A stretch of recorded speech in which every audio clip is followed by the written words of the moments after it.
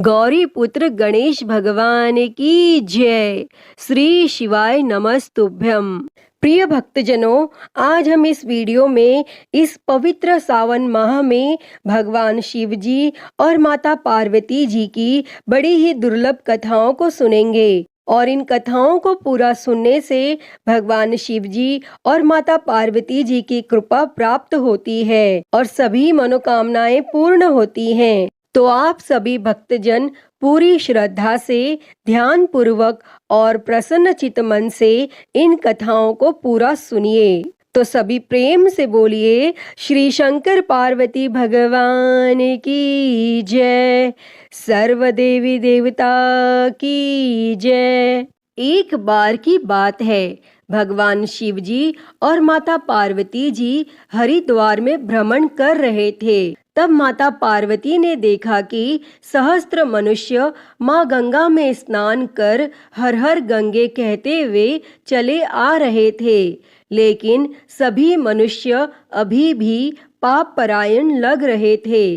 तब माँ पार्वती भगवान शिव जी से पूछती हैं कि प्रभु, क्या अब गंगा समर्थ नहीं रही? तब प्रभु ने पूछा, पार्वती, तुमने ऐसा सवाल क्यों किया है? तब माँ पार्वती कहती हैं कि प्रभु, इन सभी मनुष्यों के पापों का अंत क्यों नहीं हुआ? तब भगवान शिव जी मुस्कुराते हुए कहते हैं कि पार्वती, गंगा तो अभी भी सर्व समर्थ है, लेकिन इन सभी ने पाप नाशिनी गंगा में स्नान नहीं किया है। तब माँ पार्वती विस्मित होकर बोली, प्रभु, अभी तो गंगा में स्नान कर इन लोगों के शरीर भी नहीं सूखे हैं और आप कह रहे हैं कि इन्होंने पाप नाशिनी गंगा में स्नान नहीं किया है। तब भगवान शिव जी ने कहा, पार्वती, मैं कल तुमको इस बात का भेद बताऊंगा। और फिर अगले दिन प्रातः बारिश होने लगी और सभी रास्ते पानी और कीचड़ से भर गए।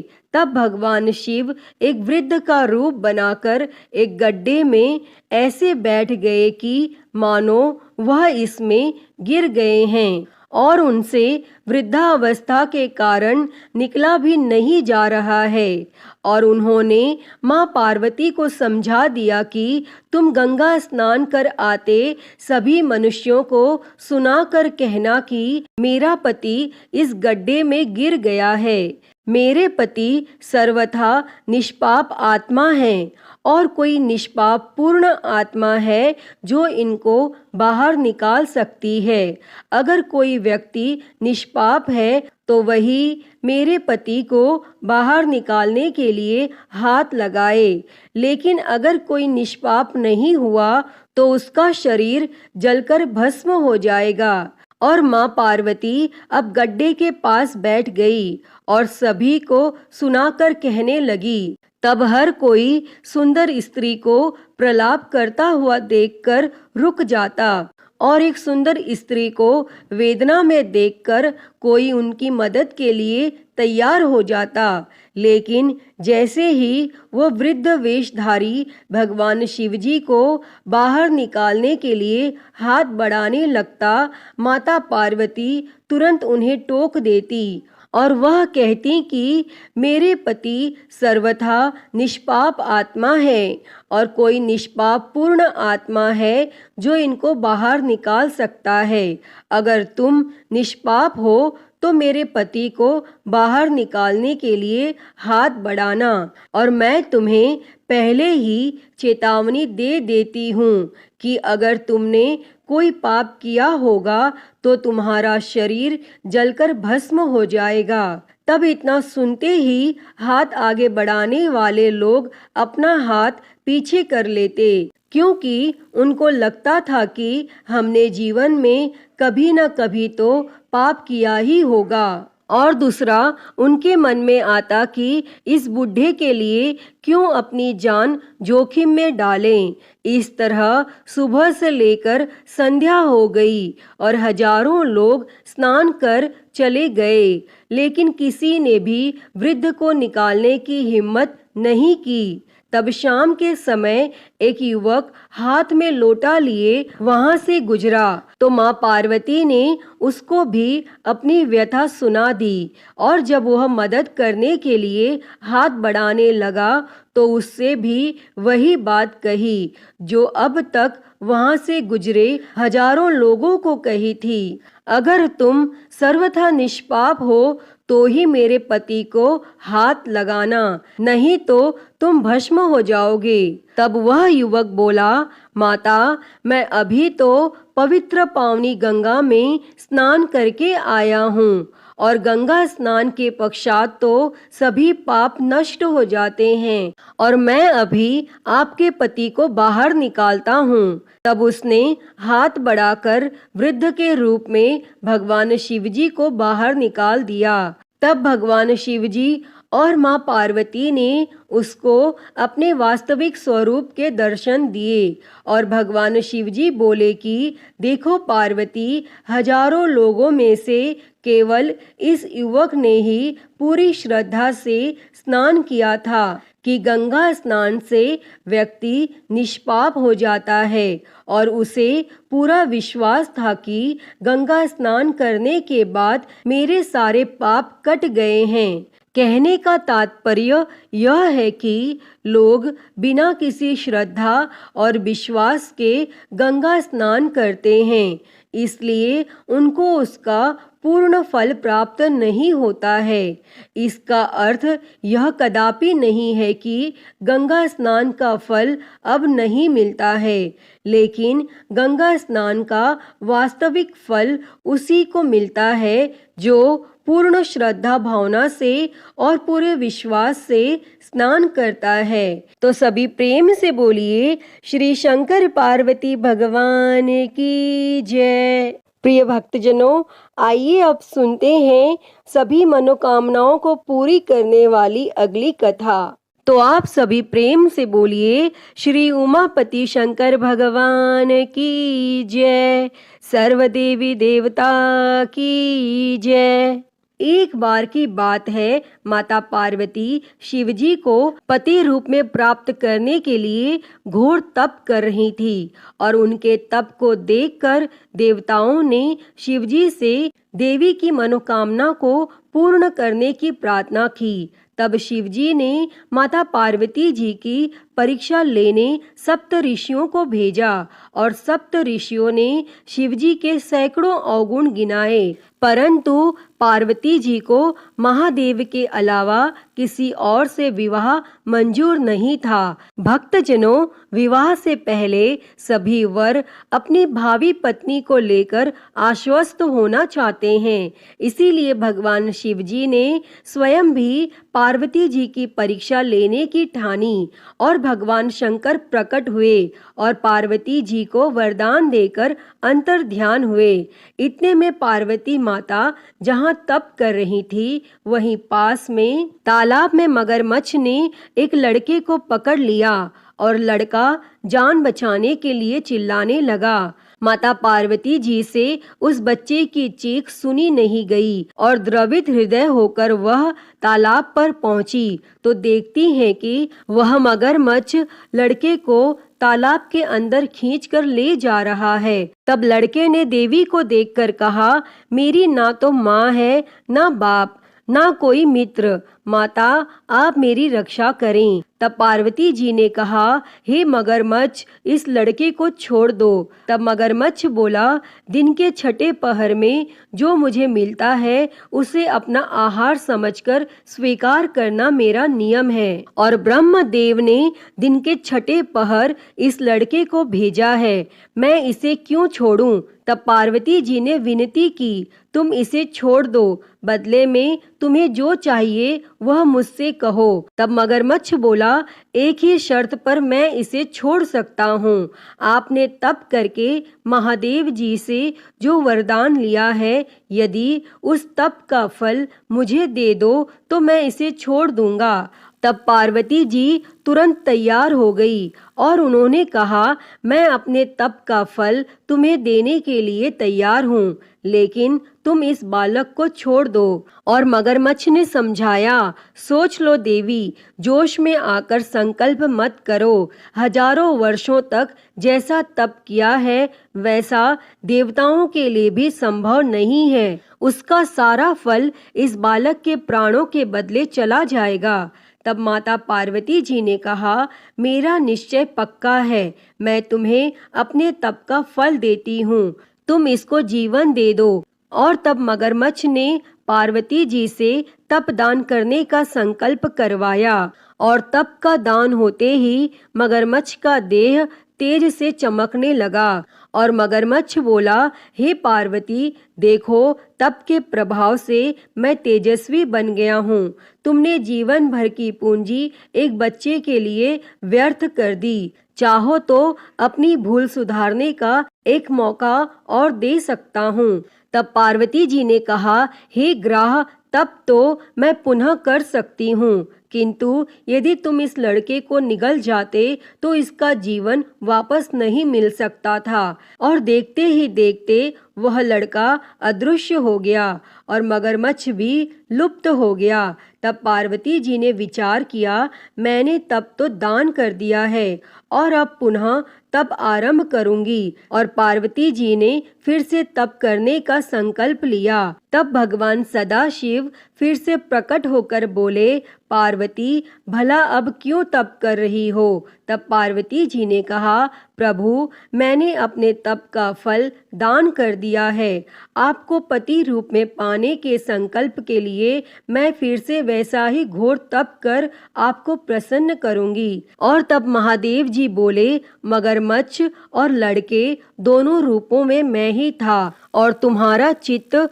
प्राणी मात्र में अपने सुख दुख का अनुभव करता है या नहीं, इसकी परीक्षा लेने को मैंने यह लीला रची थी। अनेक रूपों में दिखने वाला मैं एक ही हूँ। मैं अनेक शरीरों से अलग निर्विकार हूँ। तुमने अपना तप मुझे ही दिया है, इसीलिए अब और तप करने की कोई जरूरत नहीं है।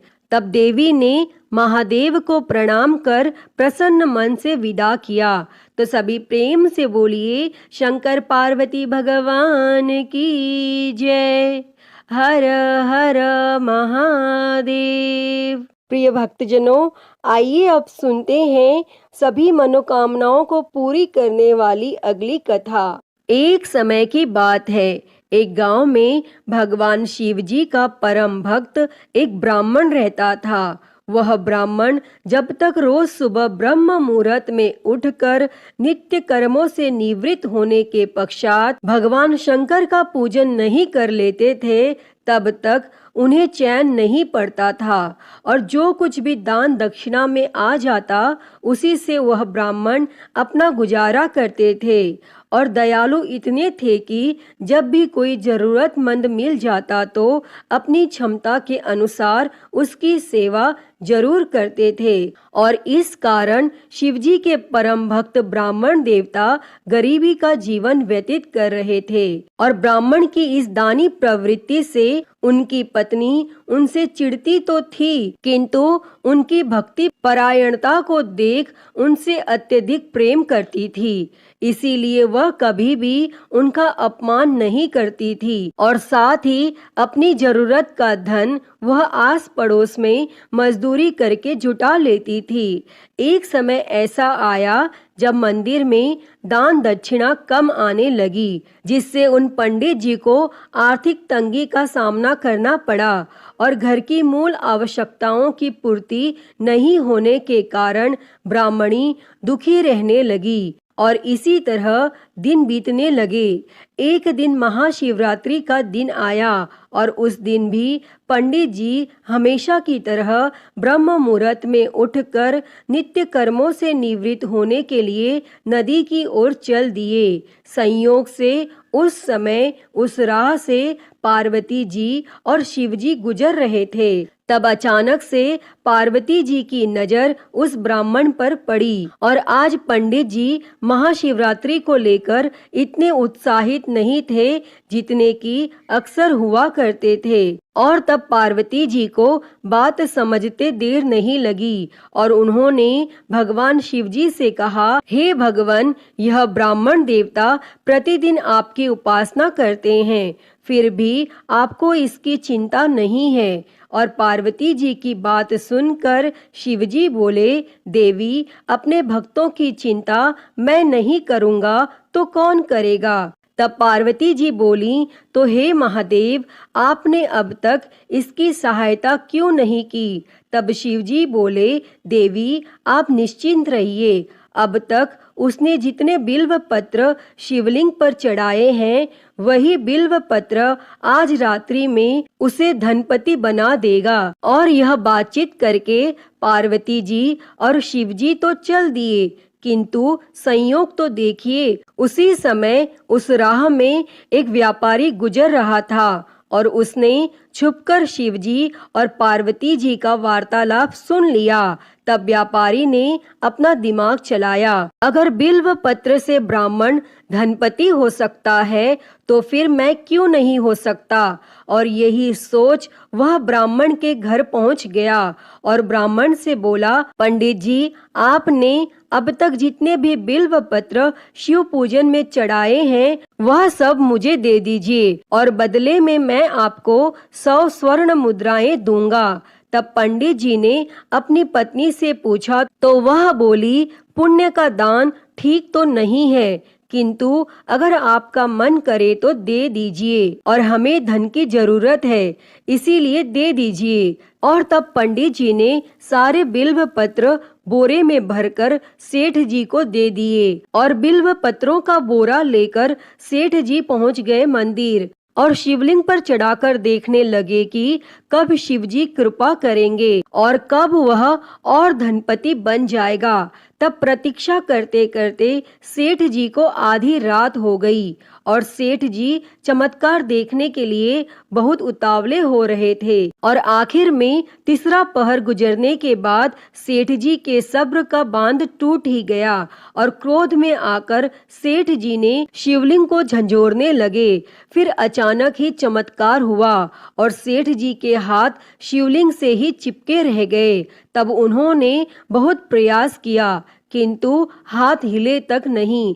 थक हार कर सेठ जी शिव जी से क्षमा याचना करने लगे तो शिव जी बोले, हे लोभी सेठ, जिस ब्राह्मण से तूने यह बिल्व पत्र खरीदे हैं उसे 1000 स्वर्ण मुद्राएं दे, तब जाकर तेरे हाथ छूटेंगे। और प्रातः काल जब पंडित जी पूजन के लिए आए तो उन्होंने देखा कि सेठ जी के हाथ शिवलिंग से चिपके हुए हैं और सेठ जी रो रहे हैं। तब उन्होंने पूछा तो सेठ बोला, पंडित जी, शीघ्रता से मेरे बेटे को 1000 स्वर्ण मुद्राएं लेकर मंदिर आने को कहिए। तब पंडित जी ने सेठ के बेटे को बुलाया और सेठ ने वह स्वर्ण मुद्राएं ब्राह्मण को दिलवा दी। तब जाकर सेठ के हाथ शिवलिंग से छूटे और यह देखकर पार्वती जी शिवजी से पूछती हैं, हे नाथ, आपने अब तक अपने भक्त को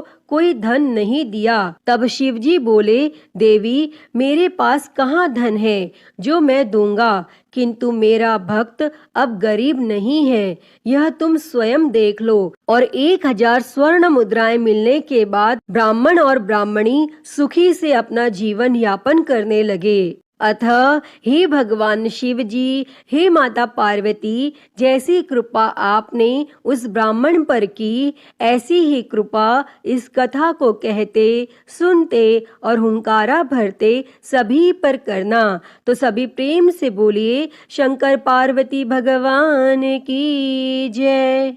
तो प्रिय भक्तजनों, आइए अब मनोकामनाओं को पूरी करने वाली दूसरी कथा को सुनते हैं। इस कथा को सुनने से ही व्रत संपूर्ण माना जाता है। उससे पहले आप सभी प्रेम से बोलिए, भगवान भोलेनाथ की जय, माता पार्वती की जय।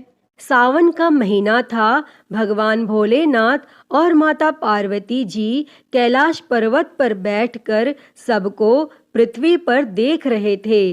कोई शिवलिंग पर जल चढ़ा रहा था तो कोई दूध चढ़ा रहा था और कोई बहुत दूर से गंगा जल लाकर चढ़ा रहा था। तब उन सबको ऐसा करता देखकर माता पार्वती ने भगवान भोलेनाथ से कहा, यह सब जो आपको इतना कुछ अर्पित कर रहे हैं, इनसे इन्हें क्या फल मिलेगा? तब इस पर भगवान भोलेनाथ ने कहा, जो लोग मुझे सावन मास में जल अर्पित करते हैं, उन्हें स्वर्ग की प्राप्ति होती है। तब इस पर माता पार्वती ने हैरानी से कहा, क्या भगवान ऐसा होता है? तो इसका मतलब यह लाखों करोड़ों लोग जो आपको सावन में जल अर्पित कर रहे हैं, क्या वो सभी स्वर्ग प्राप्त करेंगे? तब भगवान भोलेनाथ ने कहा, पार्वती, तन से स्नान कराने से ज्यादा महत्व मन से स्नान कराने वाले का है। तब माता पार्वती ने कहा,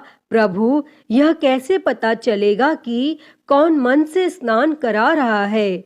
तब भगवान भोलेनाथ ने कहा, पार्वती, यह पता चल जाता है कि कौन मन से स्नान करा रहा है। आइए, यह बताने के लिए मैं आपको पृथ्वी पर लेकर चलता हूँ।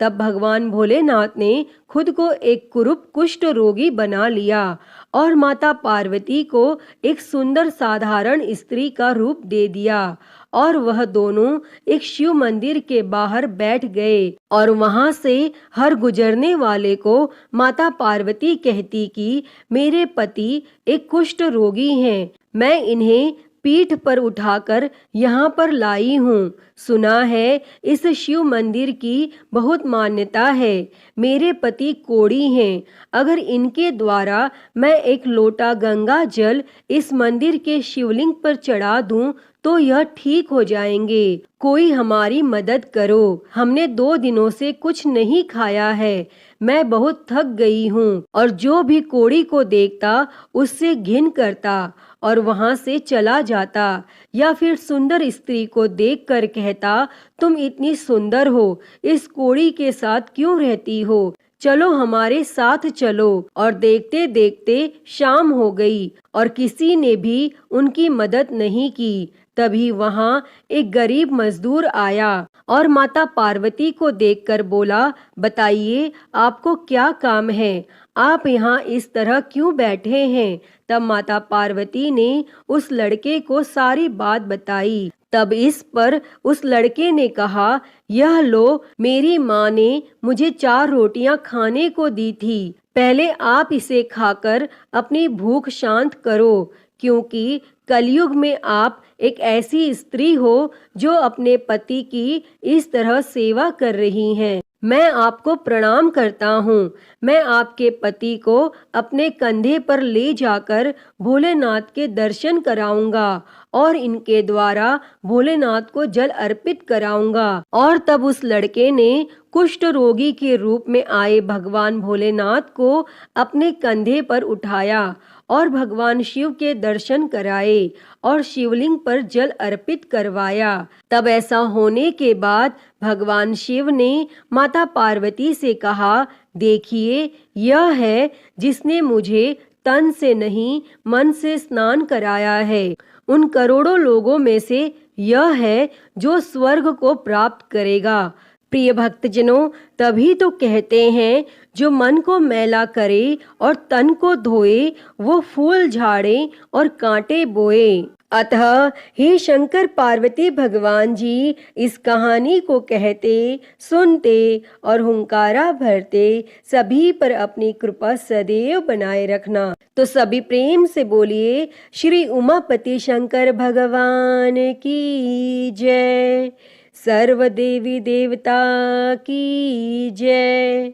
प्रिय भक्तजनों, आइए अब सभी मनोकामनाओं को पूरी करने वाली भगवान शिव और माता पार्वती जी की दूसरी कथा को सुनते हैं। यह कथा भगवान शंकर जी और माता पार्वती जी के विवाह से जुड़ी हुई है। आज के दिन इस पवित्र कथा को सुनने से हमारी समस्त मनोकामनाएं पूर्ण होती हैं और संकट दूर हो जाते हैं। तो आप सभी लोग पूरी श्रद्धा और प्रसन्नचित्त मन से इस कथा को पूरा अवश्य सुनिएगा। तो सभी प्रेम से बोलिए शंकर पार्वती भगवान की जय। भगवान शिव जी को पति रूप में पाने के लिए माता पार्वती ने बड़ी कठिन तपस्या कर ली थी और उस तपस्या से समाधि लगाए भगवान शिव जी भी विचलित हो गए। तब भगवान शिव जी ने माता पार्वती जी के तप की परीक्षा लेने के लिए सप्त ऋषियों को उनके पास भेजा था और सप्त ऋषि पार्वती जी के निश्चय की परीक्षा लेने के लिए भगवान शंकर के बारे में मिथ्या बातें करने लगे। वह कहते हैं, शंकर जी लज्जा को छोड़कर नंग धड़न कैलाश पर्वत और शमशान में भूत प्रेतों के साथ रहते हैं। केशों का जटाजूट बना रखा है, कंठ में विष धारण किया हुआ है, मुंडमाला पहनते हैं, अंगों में चिता भस्म व सर्प लपेटे रहते हैं, भांग धतूरा आदि खाते हैं और उन्मत्त होकर तांडव नृत्य करते हैं। उनके कुल खानदान, माता पिता, पितामह, गोत्र, जाति आदि का कोई भी अता पता नहीं है। वे खेती, व्यापार, अन्न धन व गृह से शून्य हैं। तुम्हारा निर्वाह कैसे होगा? वे तो उदासीन और काम के शत्रु हैं। पहले सती से विवाह किया और कुछ दिन उनके साथ रहकर उस बिचारी को त्याग दिया और खुद स्वतंत्र होकर ध्यान में रम गए। ऐसे वर को पाकर तुम्हें क्या मिलेगा? और वर के रूप, कुल, धन आदि जो कुछ गुण देखे जाते हैं वे इस शंकर में तो एक भी नहीं है। अर्थात वर के अंदर कन्या रूप, माता धन, पिता विद्या और बंधु बांधव अच्छा कुल देखना चाहते हैं, किंतु आम आदमी मिठाइयों पर नजर रखता है। अब तुम ही देखो उस 3 नेत्र वाले में इनमें से कौन सी बात है? अतः तुम उनको छोड़ दो और लक्ष्मीपति भगवान विष्णु जो बैकुंठ में रहते हैं उन्हें अपने पति के रूप में चुन लो। तब पार्वती जी ने हंसते हुए सप्त ऋषियों से कहा, भगवान शंकर स्वयं अकिंचन है, किंतु संसार की समस्त संपत्तियां उन्हीं से उत्पन्न हुई हैं। वह भयंकर रूप है, फिर भी कल्याणकारी कहे जाते हैं। महादेव जी तो विश्व के स्वामी है, यानी कि विश्वेश्वर हैं। उन्हें खेती, व्यापार या नौकरी करने की क्या आवश्यकता है? वे नग्न रहे, गज चर्म पहने या रेशमी वस्त्र से सुसज्जित हो, शरीर में सांप लपेटे या रत्न आभूषण, वे त्रिशूल खप्पर आदि लें या उनके शीश पर चंद्रमा चमकता रहे, इससे उनके विश्व के स्वामी होने में कोई अंतर नहीं आता है। मैं आप लोगों की सीख नहीं सुनना चाहती हूँ। कृपया आप लोग अपने स्थान को पधारें। मैं शंकर जी के सिवाय किसी और को अपना पति नहीं बनाऊंगी।